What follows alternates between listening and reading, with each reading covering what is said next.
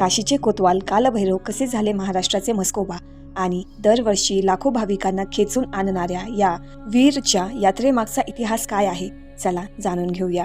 काळाच्या पडद्याआड लपलेली ही यात्रा आपल्याला थेट पुराण काळात घेऊन जाते.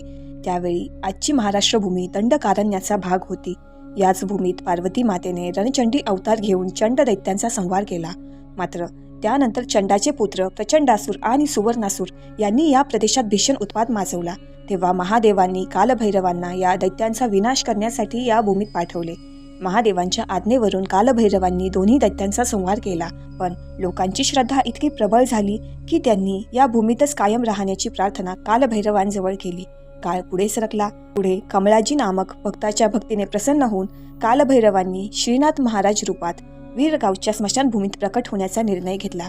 स्मशानभूमीत प्रकट झाल्यामुळे या देवतेला म्हस्कोबा असं म्हटलं जातं. दरवर्षी माघ शुद्ध पौर्णिमेला म्हस्कोबारायांची भव्य यात्रा भरते. जवळजवळ 12 दिवस चालणाऱ्या या यात्रेत 5 गावाहून 5 मानाच्या पालख्या येतात आणि आजूबाजूच्या प्रत्येक गावातून देवाच्या काठीसह लाखो भाविक म्हस्कोबांचे दर्शन घेण्यासाठी येतात. या कालावधीत देवांचा विवाह सोहळा, छबिना आणि शेवटच्या दिवशी गुलालाची उधळण करत होणारी मारामारी असे उत्सव साजरा करून ही यात्रा पूर्ण केली जाते. यावर्षी 1 फेब्रुवारीपासून देवाची हळद खेळून यात्रेची सुरुवात झाली आहे. म्हणूनच म्हस्कोबा रायांची यात्रा फक्त उत्सव नाही, ती आहे श्रद्धेची साक्ष, परंपरेची शपथ आणि भक्तीची अखंड ज्योत.